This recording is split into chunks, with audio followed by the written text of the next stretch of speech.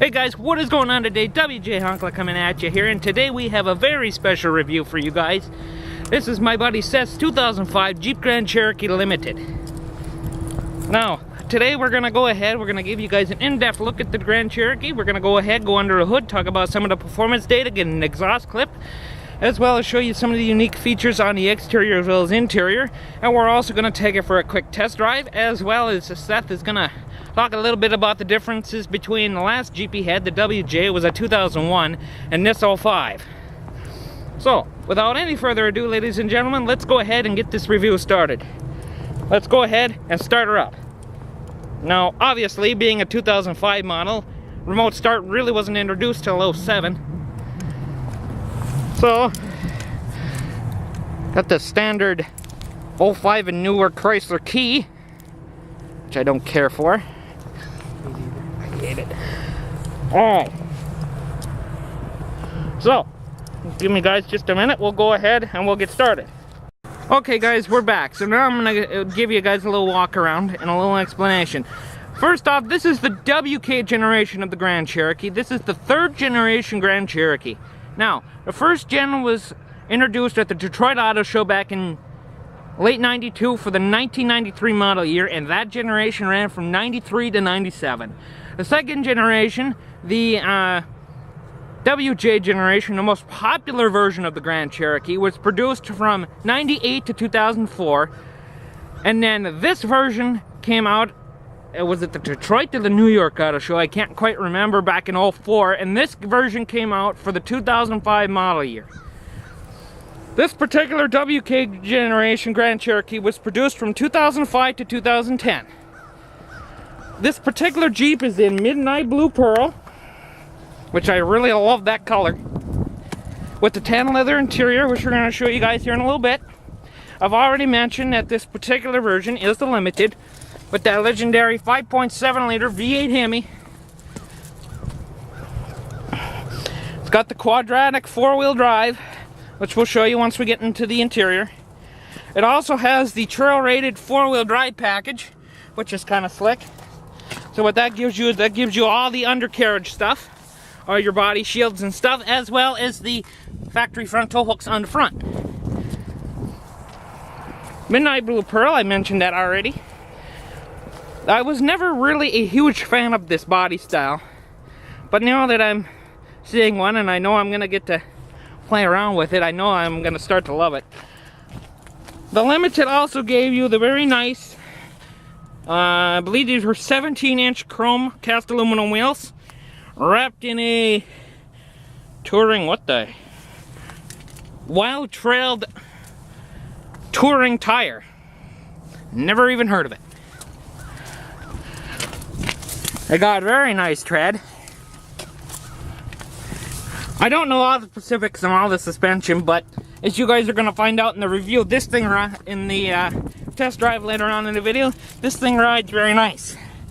Seth is going to talk about that a little bit more later, as well as talk about the comparison between his old WJ 2001 and this 05.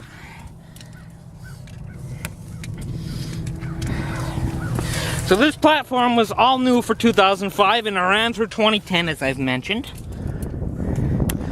Got the 5.7 Hemi under the hood. Back to the only transmission option for these until 2008, when the 6-speed came out, was the 5-speed automatic transmission with the auto stick, which we'll show you guys in the interior here in a second.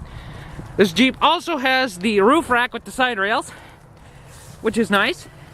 I don't know if he plans to add any roof racks or anything up there. So now we're gonna go ahead and move into the interior. See you guys in a sec.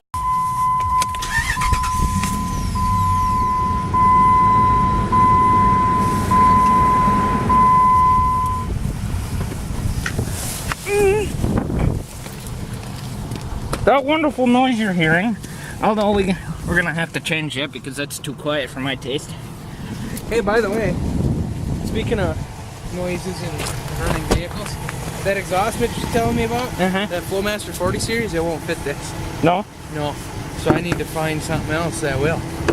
I was looking and then there were a couple that were like fucking expensive. Yeah, of course they're all expensive. Yeah. Now, there were several engine options available for the 2005 to 2010 Jeep Grand Cherokees. The base model Laredo came with the 3.7 liter V6, which made a roughly 285 horsepower, and I believe it was like 290 something pound-feet of torque. And then you had the optional 4.7 liter V8, which cranked out roughly about what the Pentastar V6 cranks today, about 308 horsepower and about, what is it, 315 foot-pounds of torque. And then, of course, you had the legendary 5.7 liter V8 Hemi, which this particular limited has, cranks out 330 horsepower and 365 foot-pounds of torque, somewhere in that neighborhood. As you could tell, this thing is just super clean.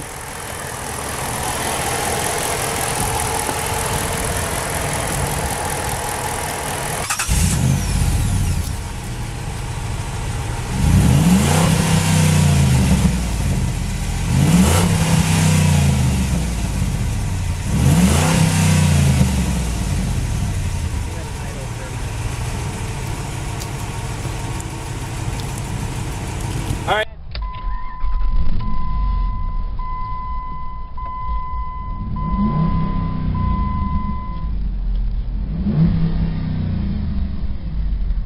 And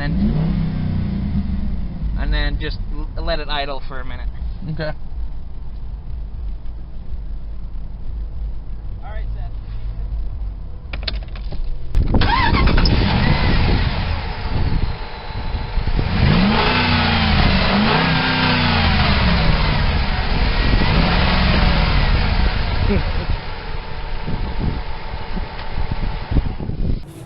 Alright, what a great sounding Hemi.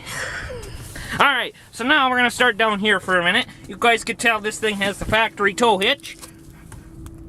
7-pin wiring. Gotta get an adapter for that thing. And then we move up top. You could see, being that Chrysler never put third row seats in these Grand Cherokees, which I'm glad they never did. There was rumor going around that that was going to happen back in 2011, but it never did happen. So, you guys can tell here, there's quite a bit of cargo space back here. This also has the nice little cargo cover. They don't break stuff, of course. Nice little cargo cover. And we're going to show you guys this slick little system here in a second. Alright, so what this Jeep has, and I saw it in another video I watched recently before we did this review, is this is kind of slick. Under here, of course, you got the spare tire changer, spare tire underneath, ain't it? Yeah. Okay. So the spare tire's underneath. So we got that cool little tray, but the best part about it is, you guys can see right here, you can lock this little thing down so that it doesn't go nowhere. So if you want to put, I don't know, groceries or flowers or whatever the heck you plan to haul in your Grand Cherokee, that's available to you. So that's kind of slick. So then what we're going to go ahead and do is I'm going to put this back together, then we're going to go ahead and do the rest of the interior. Okay, so real quick before we move into the back, we're going to go ahead and demonstrate something else for you guys. Now, unlike modern SUVs today, besides the Chevy Tahoe and the Suburban, I think even the Yukon and the Yukon XL do this, but this is kind of slick. You got separate glass, so that if you're only loading little stuff in the back, you don't have to open the entire tailgate. Now, there's two ways to activate it. You can do it with key fob, and that opens that up real nice for you.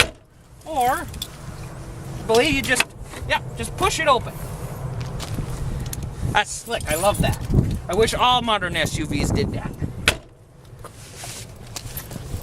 Okay, so now we're going to go ahead and move into the back seat. There's really nothing too much exciting, but I'm going to show you anyway. So you guys can see in here, I'm going to show you this a little more in depth here in a few minutes. But this particular is a limited, like I mentioned in the beginning. So it does have a fully loaded leather, nice plush leather interior with the 60/40 split rear seats, which is kind of slick. In case you gotta put more shit in the back. Now, the exact numbers of the exact cubic feet numbers I don't exactly know, but if you're curious, I'll go find it and I'll put a link down in the description below. So now, we're gonna go ahead and move into my favorite part. Okay, so now we've done the very back, the back seats, and now we're gonna talk about the most important part. So now, you guys can see here, it's got the two-tone tan interior, full-blown leather upholstery. Very nice shape for being 13, 14 years old. You got pockets throughout your handle there. Nice chromed handle to get out. This particular Limited also has the two-person memory. You got your power mirrors. The exterior mirrors are also heated, as well as your window controls, your lock, and then of course lock and unlock. Both with the Limited, both the driver and passenger seats are full automatic. Now we're gonna go ahead and climb on in. This particular Jeep only has 91,727 miles on it. We're gonna get to that bullshit in a minute. You guys can tell, interior is very nice. So now, we're gonna get to the part that I absolutely can't stand. I'm glad that the new Jeeps don't have this. This drives me up a wall. Why, Chrysler, did you put the light controls over here? This makes absolutely no sense to me at all. And yet you left a perfectly good usable place to put the light controls. I will leave a link down in the description below. There is a little switch panel that you can buy to put in that place. So obviously, you guys can see here, we got all the light controls. This particular Jeep, as I showed you earlier, has the fog lights.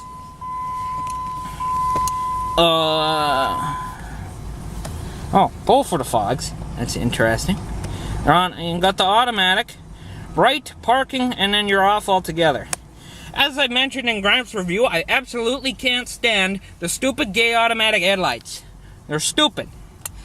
As well as your brake controls. You guys saw it lights up on there in the dash, and then your turn signals. Got your nice cruise control settings. Over on this side, you got all the wiper controls for your front as well as the... Oh. How the heck do I work the back one? Their interior one on the stick. Oh, that's the front. Oh. Go right on this. Turn right there. Oh, right in the middle. There you go. There it goes. Okay. Good thing I got him with me. Now, as I just mentioned, this particular Jeep, as all of the Jeeps until 2010, I believe it was, have the 5-speed automatic transmission with manual shiftability, which is slick. You also got the quadra-track 4-wheel drive system. Just pull up and hold to activate. For low, I believe it is. Actually, I think it's got to be in neutral. And you go ahead and pull up and hold.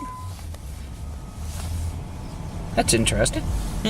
Got a service 4-wheel drive message when I did that.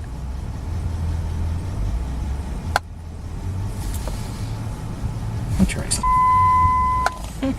You're gonna have to go have that figured out. I guess so. I mean, with the quattro drive, it is 4-wheel drive all the time, but that is to activate 4 low and neutral. This Jeep also has, as clean as these look, it has the, I believe this has the, it is not the Boston sound system, but it still sounds pretty nice. Leave it on whatever music this is.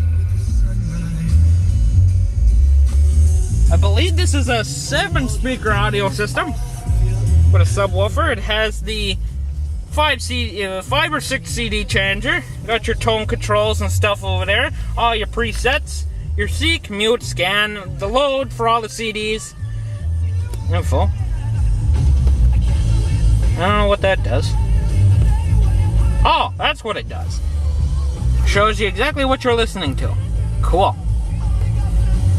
And then you can put the time up too if you want, as well as your reverse and forward. Obviously, got the volume there. And as I mentioned, tones are over here. Got the different modes. You can put it in CD.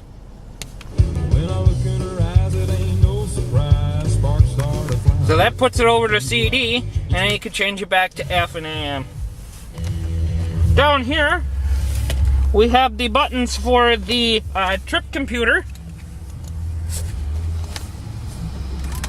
That shows you your compass and temperature display. The reset, obviously, you guys should know what that button does. That shows you all your wonderful trips, as well as the time elapsed. My Intrepid has that. That's kind of slick to keep track of all that. And then, oh wow, this even shows tire pressures. And it even shows you tire pressures on there. That's kind of nice. Shows you your mileage left until it needs to be serviced, and then off altogether. Average fuel economy. Obviously right now, because it's sitting here idling and it's been started so many times during the process of this video, it dropped. Seth, what did you say you averaged on your way home? About 19.5 or so. Because this is the first generation Hemi to be put in the Grand Cherokee, they also included cylinder deactivation, which when you're up at highway speeds shuts 4 cylinders off to help you get better gas mileage. And shows you your trip left to empty.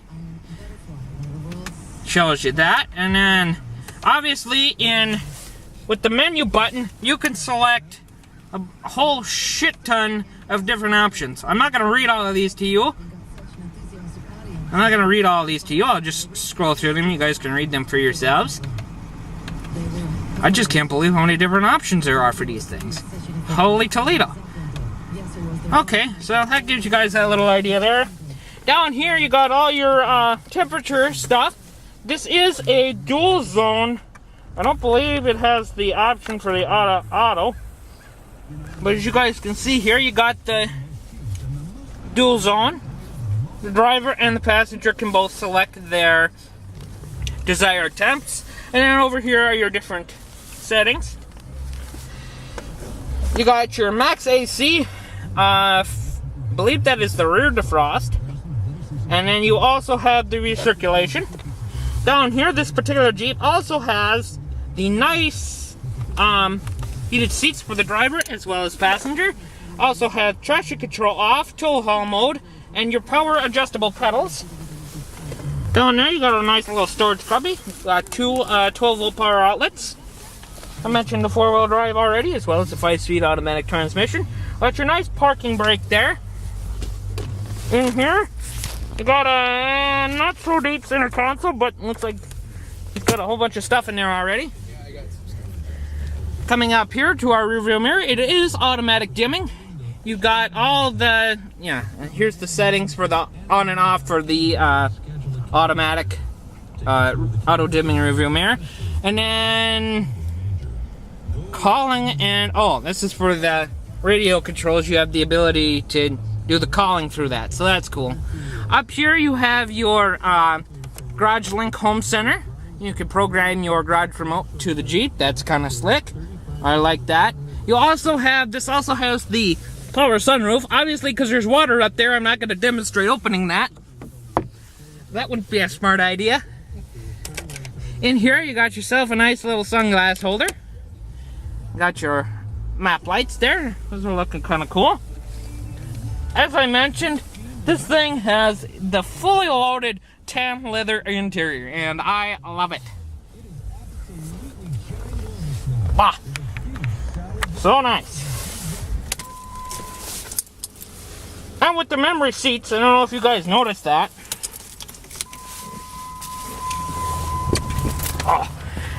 Show you guys this. Here, why don't you hold the camera and I'll turn the key. Just hold it with your thumb up there so that, hold it up there too.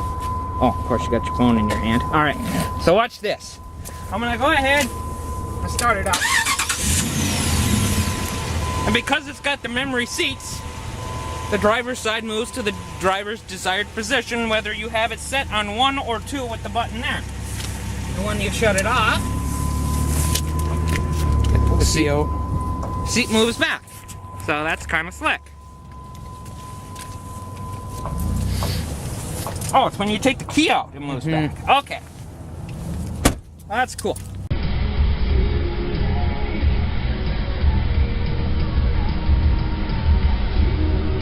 Alright. Rolling on.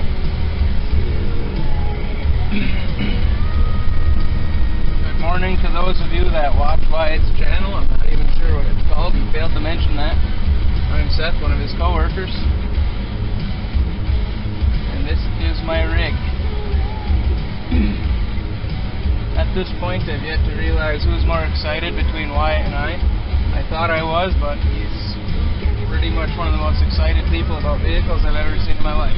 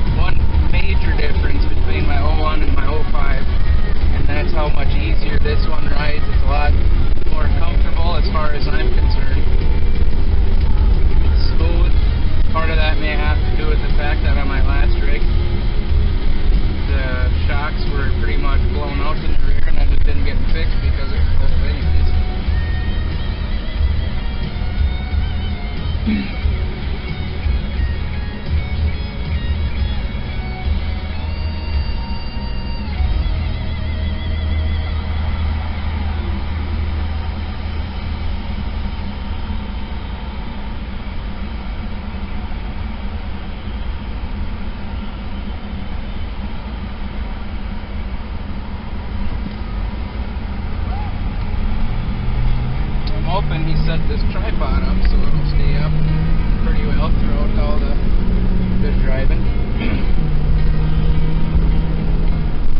Now, one major difference as well that I noticed, and this is, I will attest this to Wyatt because he turned me on to getting this style vehicle. The WJ, the 01, had the 4.7 in it, and it was pretty fast. Now, transitioning to a 5.7 Hemi in the same size vehicle is quite ridiculous. I have noticed a pretty intense shift in the amount of power I got. The Hemi is also, my dad has a 2013 Dodge Ram. Well, I guess it's a Ram at this point. He also has the Hemi, but again, me being a lighter vehicle, this thing really puts that to its paces.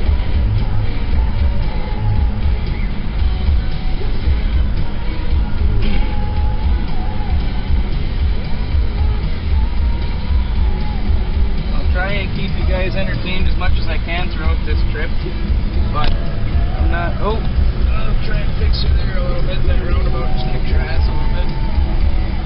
Alright, you're just gonna get a little tilted view. I'm not gonna mess with it.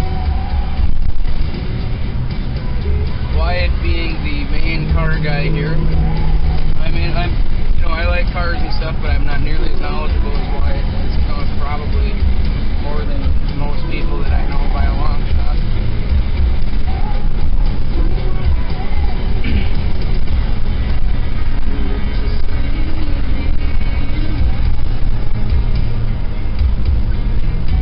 I'm not sure if Wyatt's going to lay down any of the details, but in case he doesn't, I will.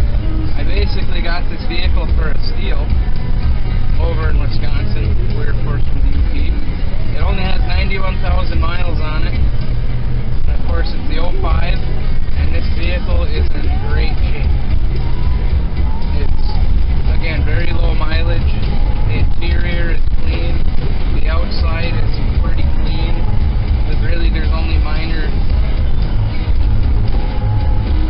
little aesthetic issues, but something that you wouldn't notice unless you were really studying vehicle art. So I did get quite a good deal on this vehicle.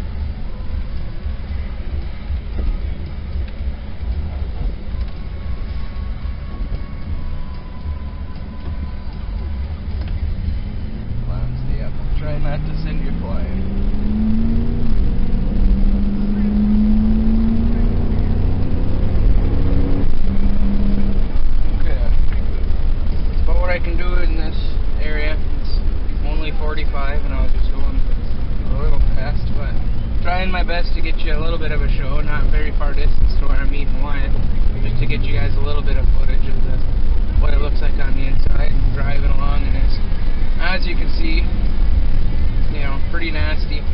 The roads aren't bad right now. They were a little bit worse earlier this morning. There was some pretty good slick snow out on some of the less taken care of by the city roads out there. And this thing, as far as I've driven it so far in the snow, has handled pretty perfectly. I've had zero issues with it.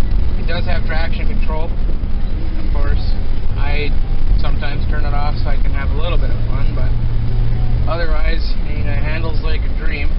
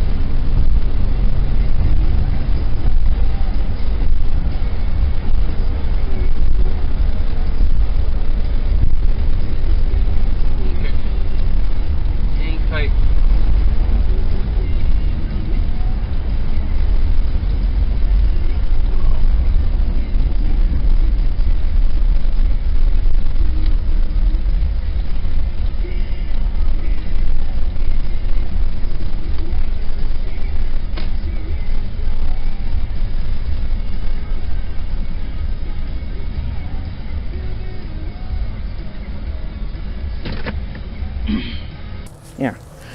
Alright guys, so I hope you enjoyed that test drive. Now, a couple questions for you, Seth. Yeah. As to compare to the 01 you had. How do you feel the main differences between this and the 01 were? Well, between this one and the 01, I'd say a couple of the biggest differences that I noticed were, one, the difference in power between the 5.7 and the 4.7. It's a lot more comfortable of a ride. It's a little bit more spacious in there, I think, than the 01, and it's a lot smoother overall of a ride. It seems like it goes down the road pretty well, pretty much whatever the circumstances. Cool. And you said fuel economy is halfway decent with that cylinder deactivation. You averaged what again on your way home? About 19.5 miles to the gallon on the way home, pretty much the whole way. I'd say that's pretty good for a Hemi with over 300 horse under the hood. Alright guys, so I hope you enjoyed the little in-depth look at the 2005 Jeep Grand Cherokee Limited with the 5.7 liter V8 Hemi under the hood. I appreciate you guys tuning in as always. Please like, comment, and subscribe. Smash the hell out of that like button if you so choose. If you want to see more, please smash that like button. I'll see you guys in the next one. This is WJ Hunkla signing out.